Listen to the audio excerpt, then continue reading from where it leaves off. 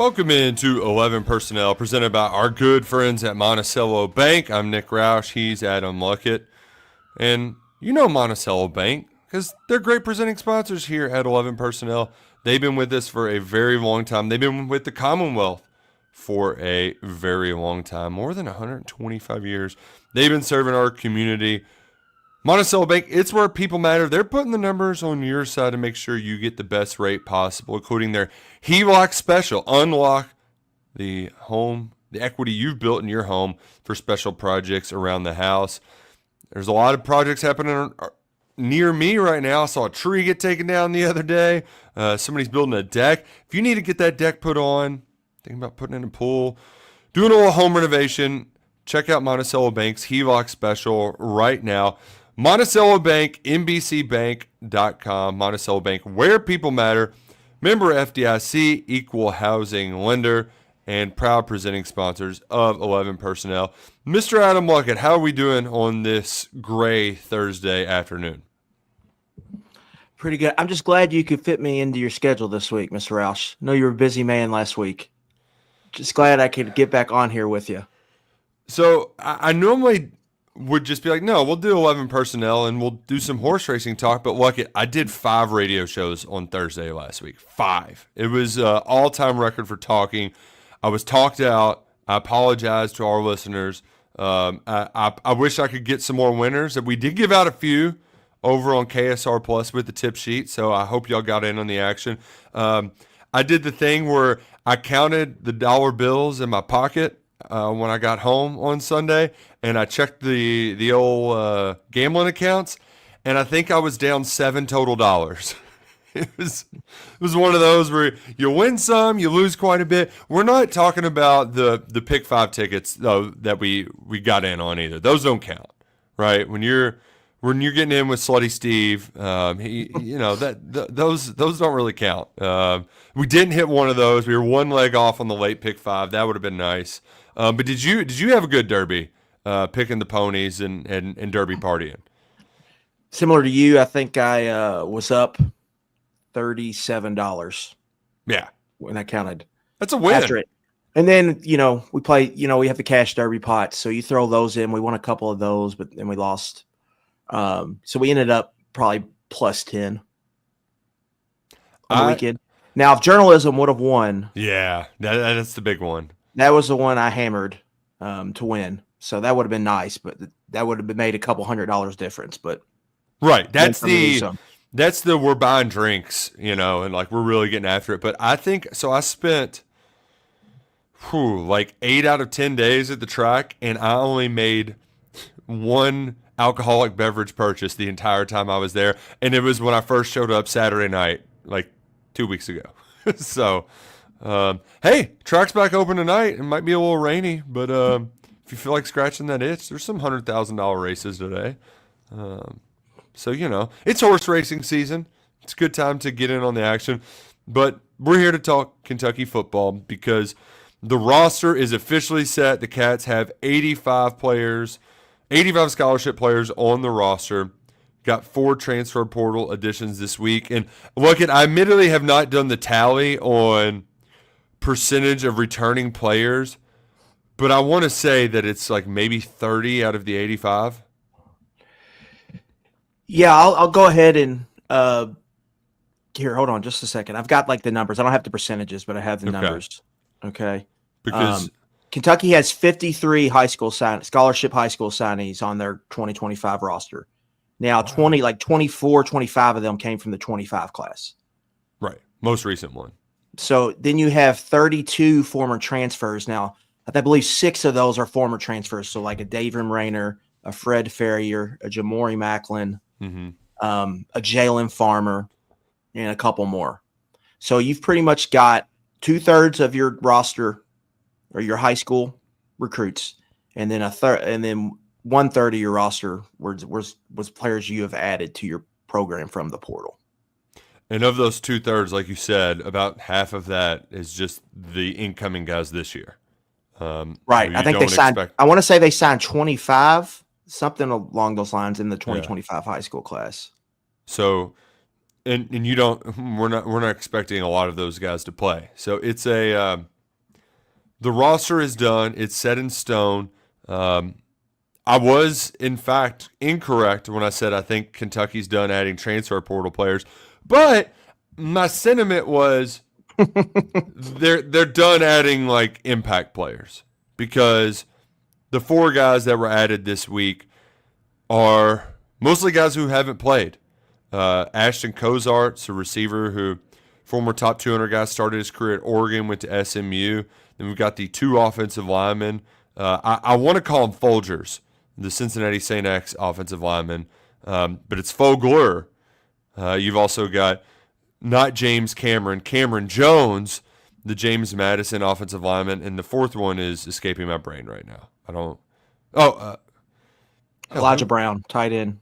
There we go. The tight end from Wayne High School in Dayton, who initially signed with Bama and then spent the last few years at UCF.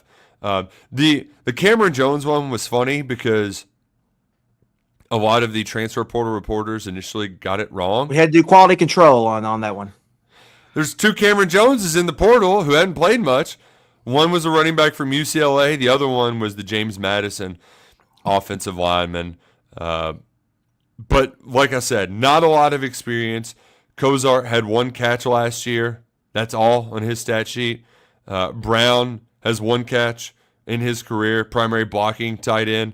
And then the 2 offensive linemen were redshirt freshmen who did not play last year, going into year 3. Luckett, do you have any specific takeaways from this final group of 4 that just signed with Kentucky this week?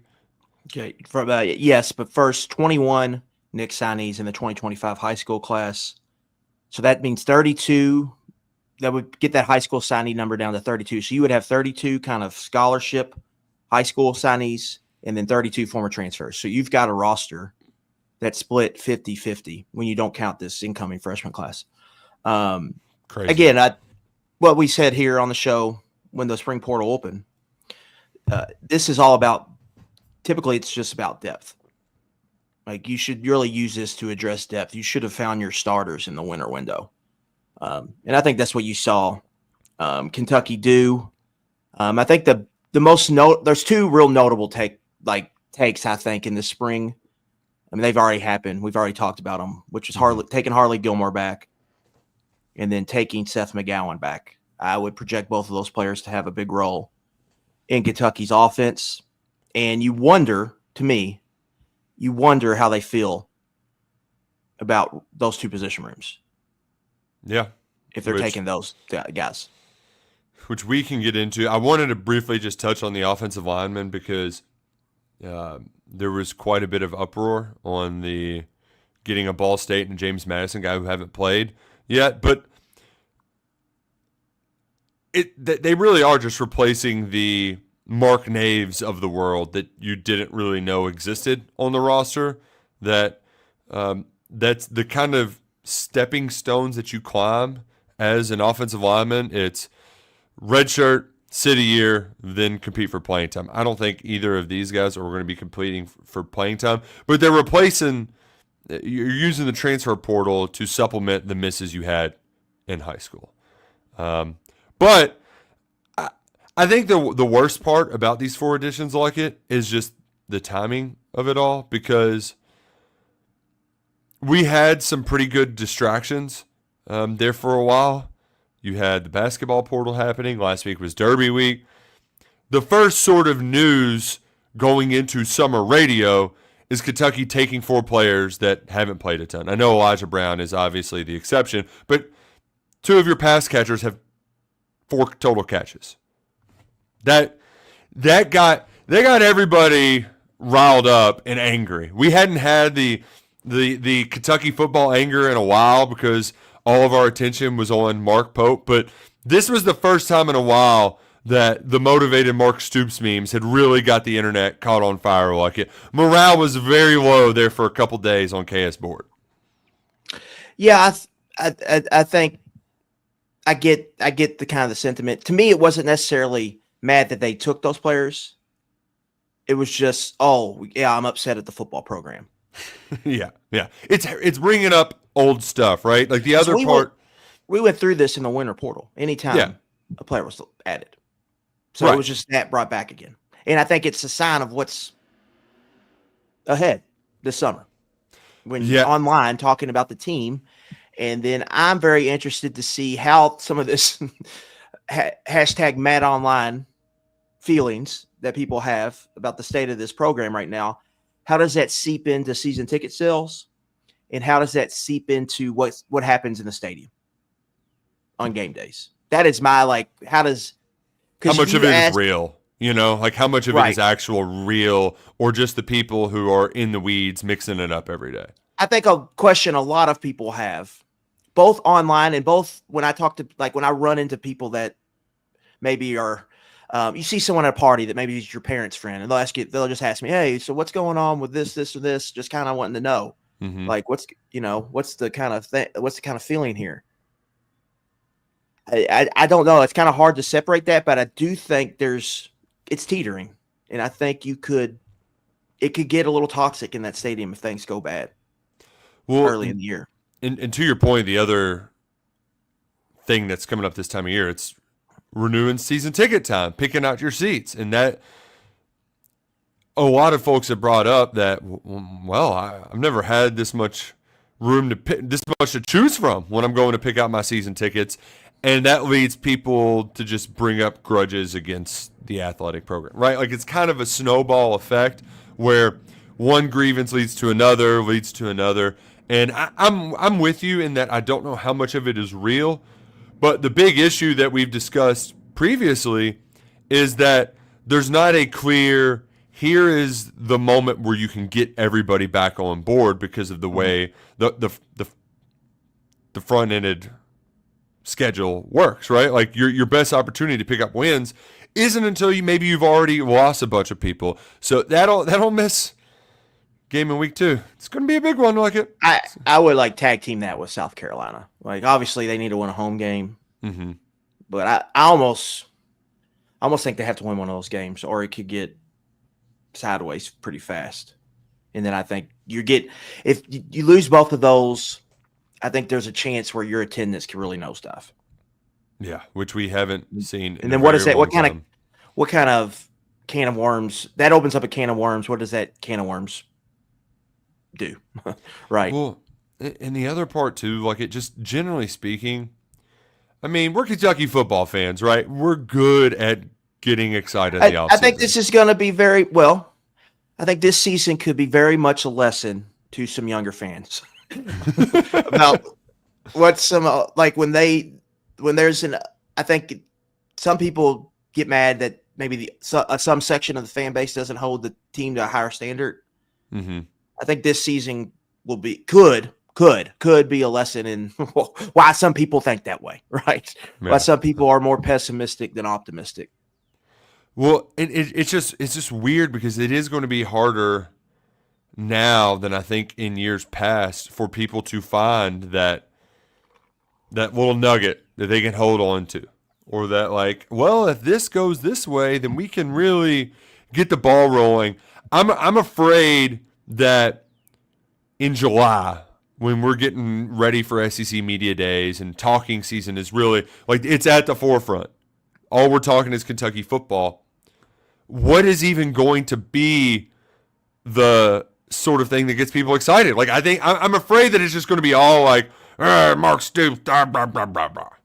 Oh, something even in the Joker years, Nick.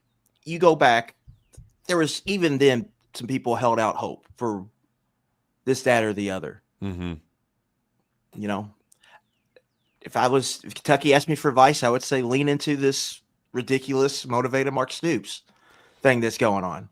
What's the worst that could happen, right? Like it just blows up in your face. It's going to blow up in your face anyway. So like, so you might as well roll the dice.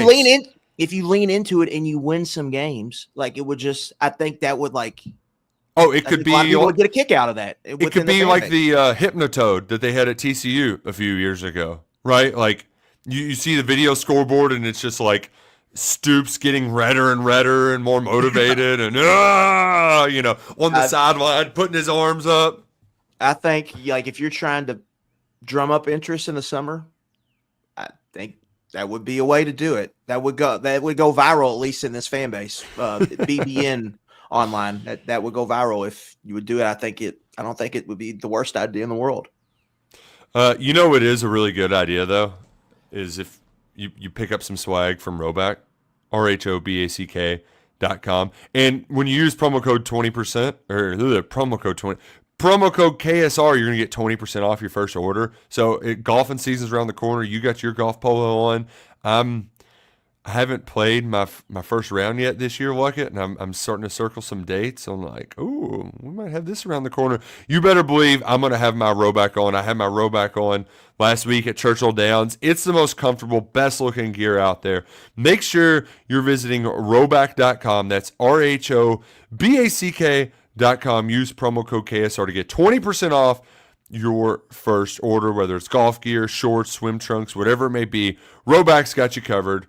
Roback.com, promo code KSR for 20% off your first purchase. Look, let's talk a little bit about a couple of the positions in particular that from this roster build that have really caught our attention. And let's start with the offensive line because that's the big one, right? Like that's the one that everybody talked about at the end of last year. They got to get it fixed. Obviously, they made a lot of improvements in the winter portal, but they made a few additions in the spring. Overall, what are your thoughts on the way that Kentucky addressed the Big Blue Wall rebuild? Well, I think I want to ask you this before we get to that, because I think you have to take a big picture look before you kind of start breaking down the OL. Mm-hmm. Like, just overall, what grade would you give them in this portal, and just how do you feel about the roster compared to the teams on their schedule? So, like, to me, they kind of had a C offseason. Yeah. When you look at offensive line as being the top priority, I would give them a B for that, especially getting Shiaz Pete at the 11th hour. I thought they were going to end up without a left tackle.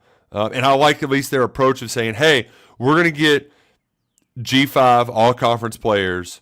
We're going to deviate from our norm, and we're going to lean into these guys instead of power conference. So from that perspective, it's good, but just from the big picture offensive struggles, the hardest part to see here, it goes to what you're saying compared to their opponents, is I don't know who the playmakers are, which is I think you just I'm a little concerned about what the running back and receiver room.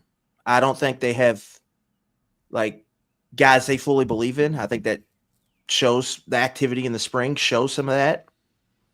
I think they have improved their depth across the board, but I have worries about certain positions, and I don't know if they know who their guys are going to be at running back and at receiver. And I wrote about this at KSR Plus a couple weeks ago. I mean, committee approach is coming, and they've never really been a committee approach team. Like, they've always been at the best when they have a clear guy. Mm-hmm. And it doesn't seem like they have one on this team. We'll see if one kind of develops. My bigger, I think, issue is, like, I believe there are positions specifically on defense that they did not address basically because they had other priorities to check. Mm-hmm. You only have so much, there's always money in the banana stand, but sooner or later the banana stand only has so much money in it. It catches fire eventually. Yeah, burns down. So I think they had to, like, number one, it's just the offensive line. Like, you had to address that, and you had to address it in a big way, and you had to spend a lot of money on it. But I think it's the hardest position to build if you're doing a portal thing. I just think it's really hard, and I don't know with the money you're spending if you're getting a really good return on investment when the games start. Like, there's plenty of examples of teams that have portaled offensive lines and it not going well. I mean, see Oklahoma. Yeah. So I just have worries about that because I think very much they built this around, you've heard Mark Stoops talk about fixing offensive line. They've built it around, all right, we're going to spend the cash we have to fix it, but like, I just don't know if this is the best way to do it. And if that fails or they come up short of expectations, just where does that leave everything else? That's ultimately, I think, my biggest concern. Well, and it goes back to, I've been trying to look into all the other teams in the SEC, a little bit of a summer deal, right? Like, here's a 10,000 look view at all the SEC teams. Kind of get you reacquainted with the teams who had roster flips. And I stumbled upon a Greg McElroy list where he ranked the top 10 running backs in the SEC. And there at number 9 was Ahmad Hardy. And I know it's a question you've asked me privately multiple times. It's like, if they're going to get 2 guys, why didn't they just go spin on the one guy when they had their chance? Why didn't they just go get the guaranteed thing? And I think that's a legitimate question. Yeah, I don't think this is not a money issue. Well, it is a money issue. But it's also like an evaluation. Like, you just got to, and it's hard when you have as many needs as they had, Nick. Yeah, and that's hard. That's, I think, the and you don't know what the market is going to be. It's not like NFL where you know who the free agents are. Right. You actually come and go. You have a gist or a general thought of who you think will become available or might be available, but there's always wild cards that could change everything.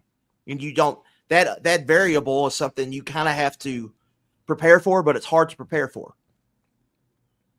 The to your point too, at the time when the Ahmad Hardy recruit was happening, that was early portal days. I mean, like day 3 or 4, they don't have any offensive linemen, and it's like, are we going to go and spend a bunch of money for this running back when we don't have anybody to block for him? If you rewind the tape to reports were out there that positions were more expensive than they were in the past.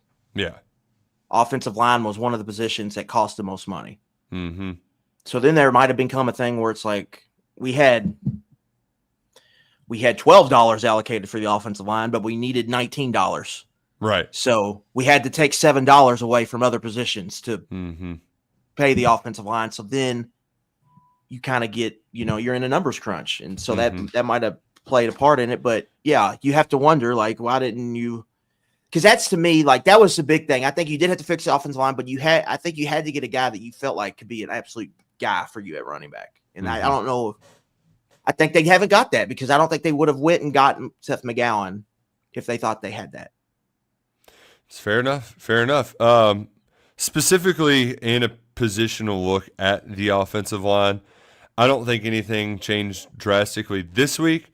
But I've said it before. I do like what they've done on the offensive line and what I saw in spring practice. It's a little bit difficult to judge off of watching one practice and the whatever you wanted to call the spring showcase. But a lot of it actually, I think, is going to hinge on a guy that they've been dependent on before and hasn't delivered, and that's Jagger Burton. So as much as we're going to talk about the new guys, the Woolschlagers, the Shiaza Petes, it feels like a lot of it's going to all come down to how well can Jagger Burton play. Because he does look the part. It's as big as he's ever been. And he's playing his natural position now. Yeah, exactly. Like, if it works, it can really work in there. But I think a lot of just their overall success is this guy good enough to be the man? Because I do really, really like Jalen Farmer, second year in the system, playing alongside a quality center, and also Josh Braun from Arkansas. You got some grown-ass looking men on the interior of the offensive line where, worst case scenario, we're running up the damn A-gap this year, Luckett. if nothing else, we got a bread and butter, and it's right behind those 3 guys behind.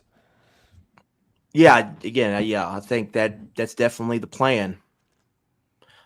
I think probably my biggest concern will be what happens if one of these starters gets injured. Because odds, one of the 5 having to miss a couple games, like the odds pretty high. Yeah. So, like, do you have the depth there to kind of survive that? That's why I think Unamba was maybe kind of a sneaky good ad there in the winter. Yeah. But they were just unable to hold on to him. So, like, you look at a guy like Evan Wibberly, you look at a guy Malachi Wood, Abaselm. Like, are those guys ready to help you if needed in a pinch? Because that's been kind of the story too, Nick. The offensive line suffers injuries, and then when they have to start shuffling around, that's kind of when they've fallen apart these last couple of years. I mean, you look at 2022 in camp, they had a bunch of injuries, had to slide a bunch of people around. Dylan Ray had to step in 2023 when he wasn't expected to. Last year, Mincy and Marcus Cox are banged up all year. That creates a huge problem for you at tackle. And so you have to have the depth as well. And so I think that depth's probably going to be tested at some point or another, and we'll see if they have guys that are ready to step in there. One position where there's a lot of depth, but I don't know necessarily about top-end talent, is wide receiver. And I think it's the most fascinating discussion we'll have going into the year, because I've let it be known that I am a believer in Zach Calzada. I think he can be a plus quarterback for the Kentucky Wildcats. Maybe not every SEC program, but I think he can be a quality player in Lexington. But it's who's he going to throw to? And you get the sense that Kendrick Law and Jamori Macklin are going to be their top two guys. Yes, agree. But then what, man? Like, it is just a smorgasbord in the middle. I mean, it is like, and what separates them? You can go through the list. Like, Hartley Gilmore, pretty good athlete, but he's getting in trouble. He's bouncing back and forth. Like, the Gilmore addition is just fascinating in of itself. Because, like, for him, like, the key to, I think, any player year two leap is, like, going through spring practice after playing a season. Especially a guy who missed 6 weeks with a collarbone last year. Right. He basically skipped for spring practice. Yeah. It was basically like he had an ankle injury and was out all spring practice. Because he went to Nebraska. I don't think he didn't make it through their full spring practice. Right. So who knows how many practices he actually went through with Nebraska. Now, there are photos in our database from our Nebraska site of him, like, suited up at a spring practice. So we at least know he was at least at one of the spring practices.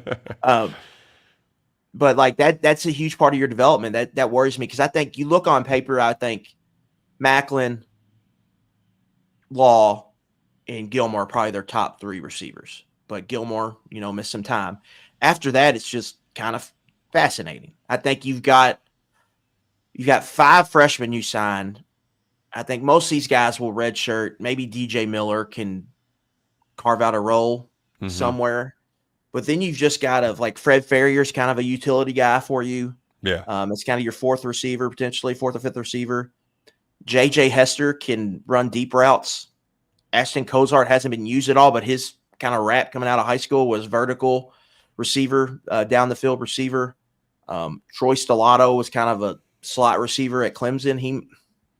There's a chance maybe he might be your best, like, interior route runner there.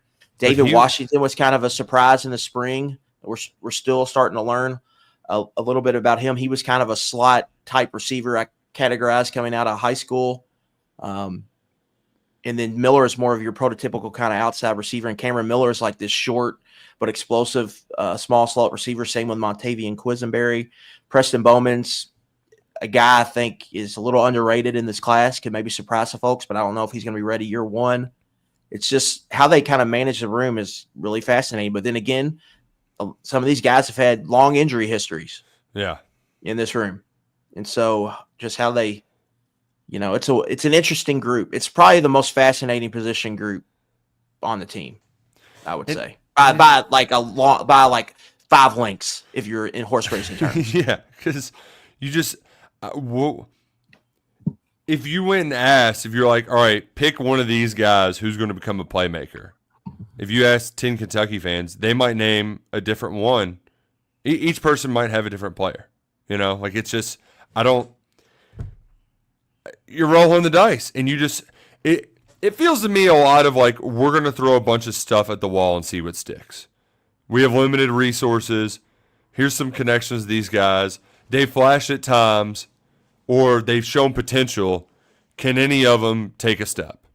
Yeah. And I'm not, how much are you willing to gamble on any of them taking the step too? I'm right now, I'm not. One of the themes of building this room to me that stood out was, let's take guys that maybe don't break the bank, but it's their last chance. Like, this is their last chance. Like Gilmore, It's your third school in 2 years. Now or never. Mm-hmm. Troy Stellato, you're running out of eligibility. J.J. Hester, your last year. It's Macklin. You had expectations like this is your last year. It's Kendrick Laws last year. Ashton Cozart, kind of similar to Gilmore. It's like your third school. Now, if you're going to make it, this is it for you. Last chance you coming to Lexington. So you got like 6 of those I just named. Can you hit on 1 or 2 of them? If you hit on 1 or 2 of them, you probably feel good. So maybe you're playing the lottery a little bit there. And you just got to hope that LD Washington can pull it out of them. Because right now it does feel like a bit of a roll of the dice. So are there any other positions in particular you would like to address, maybe where Kentucky didn't address? I think maybe the clearest cut would just be safety. I'd like to point out that, Elijah Brown is not the sexiest addition. I'm not sure they want him playing a ton of snaps, but they needed another tight end. Mikael Skinner is not going to line up with his hand in the dirt and move bodies at the point of attack as a true freshman. I don't know if he'll ever do that as a tight end prospect. Both Willie Rodriguez and Josh Caddis are more what I would call like move tight ends, better off kind of playing off ball, blocking out in space or doing like fullback type stuff and then running routes and being receivers. Mm-hmm. Not necessarily lining up next to the tackle in a 3-point stance and drive blocking. They needed another big true wide tight end to kind of do that. That's what Henry Boyer was added. And this Elijah Brown is that, and he gives you some insurance for Boyer, and he can play some in jumbo 12 personnel packages in short yardage.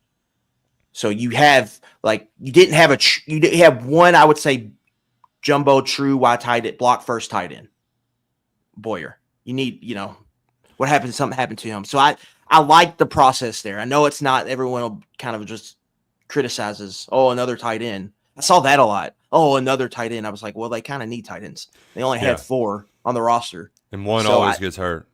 Yeah. So I think I like that process there. Especially when you don't, we watched Bush Hamden call offense for a year and we still don't really know what he wants to do other than the fact that he's going to play 12 personnel football. If you're going to play 12 personnel, you needed more tight ends. There's no doubt about it. Yeah. And then again, I think everyone wanted to see them flip the offensive line room. They did that.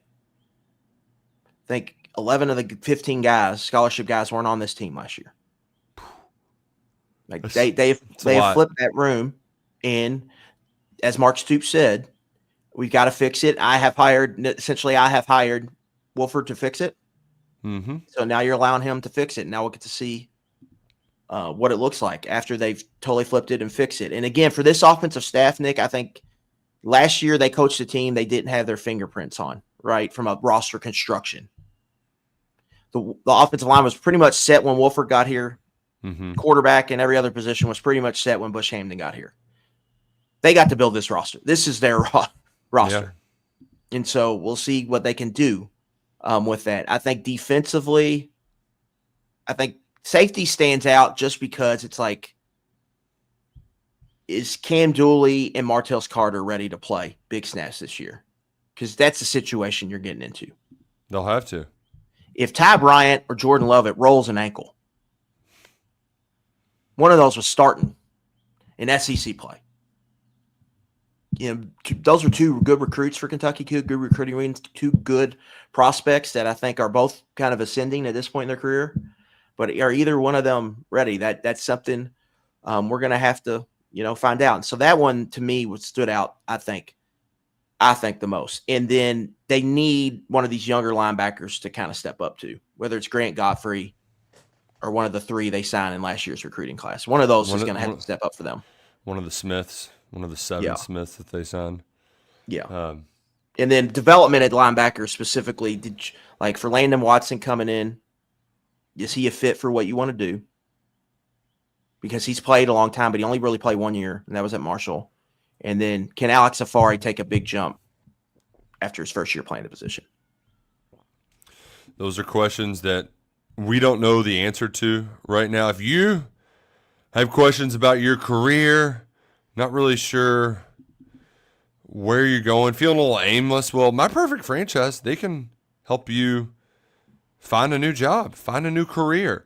Or maybe you're fine with your career and you just want to side hustle, want to diversify and build some wealth. Andy Ludicky at My Perfect Franchise can do that for you. He's a franchise consultant and a franchise owner who helps people find franchises that fit their skill sets, passions, and financial requirements.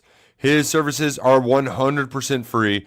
He's here to help you if you have any questions about business ownership. Just head on over to myperfectfranchise.net to learn more. You can also call or text Andy at 404-973-9901 or send him an email, Andy at myperfectfranchise.net. Do it. Check it out today. I actually know somebody who's in the restaurant franchising right now, and they just branched out into the men's health franchising entity. So, just because you got one doesn't mean you can't have another few things cooking in the pot. Andy Ludicky at myperfectfranchise.net can help you out. Luckett, we got to get to a few more things before we get out of here, and they're less football stuff and more big picture college sports stuff.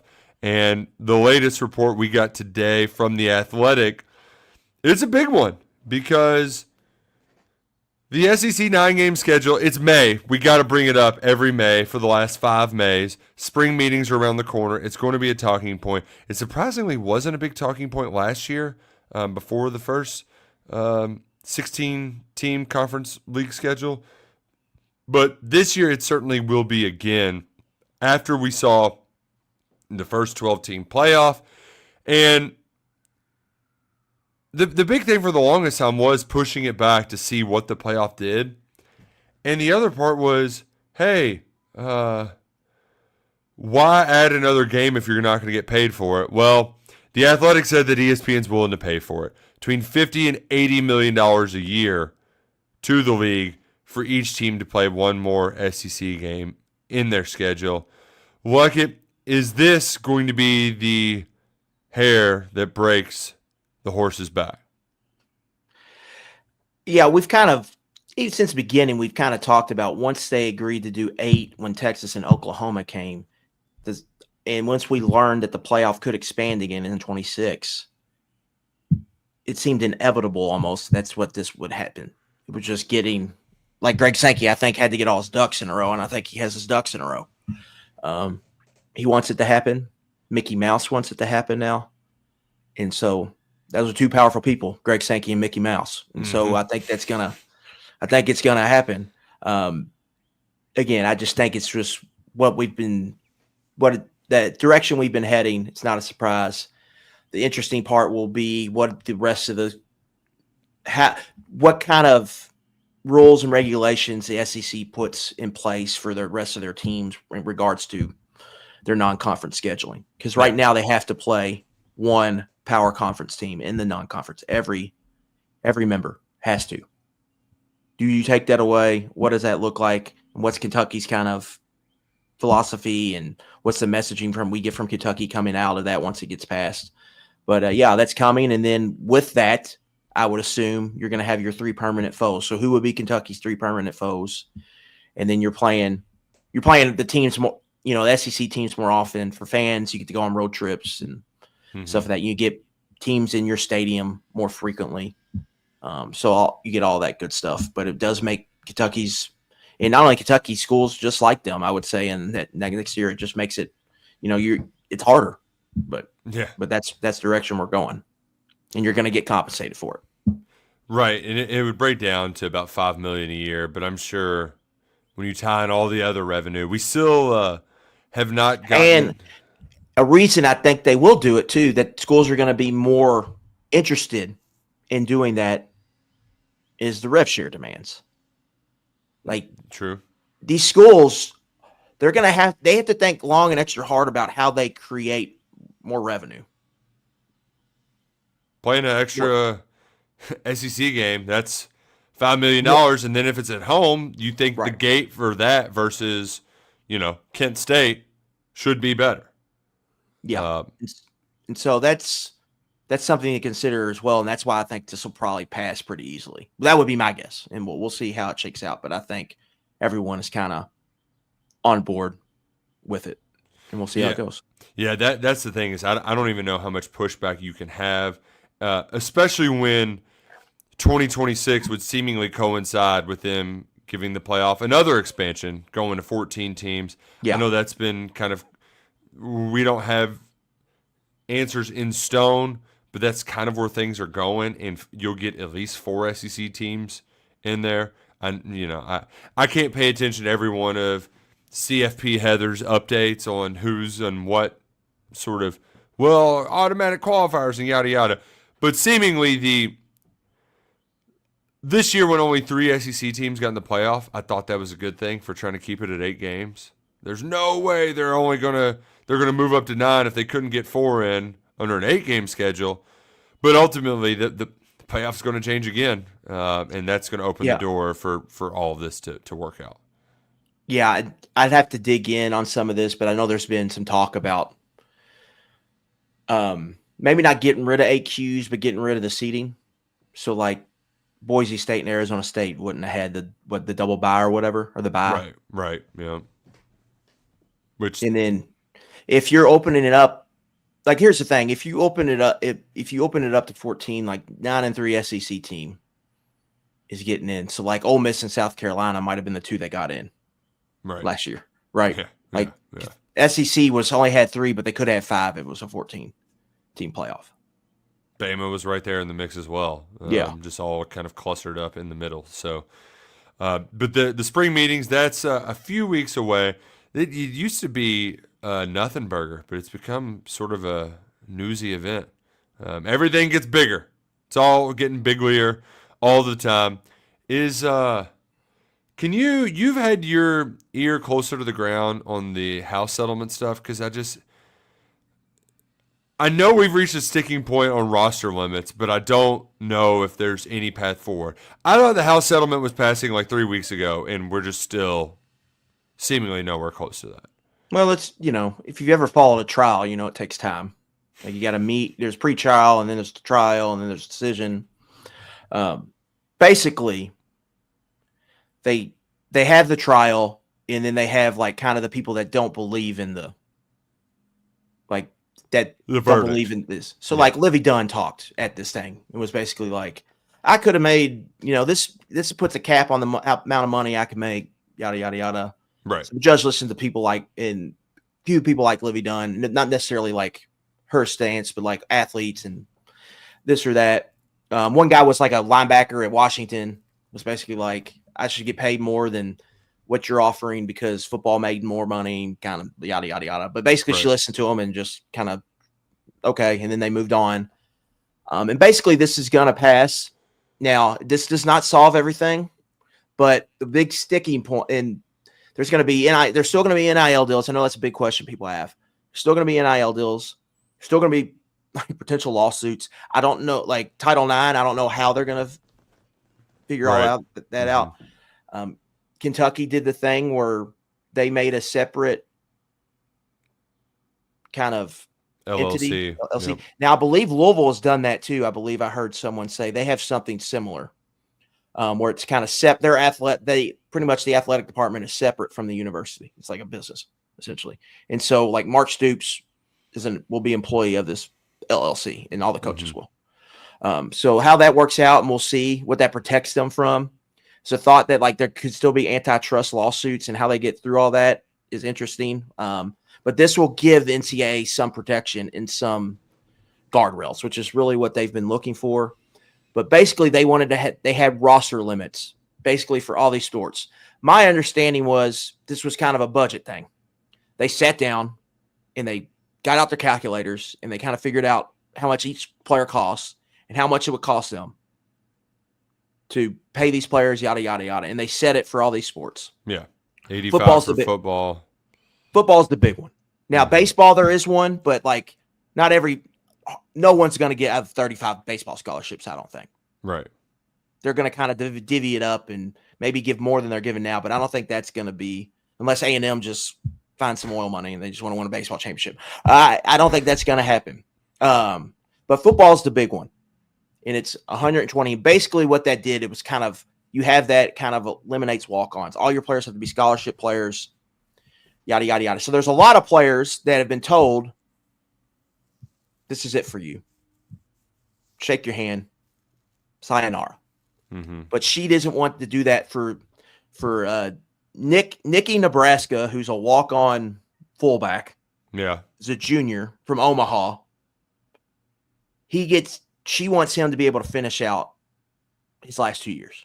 Okay.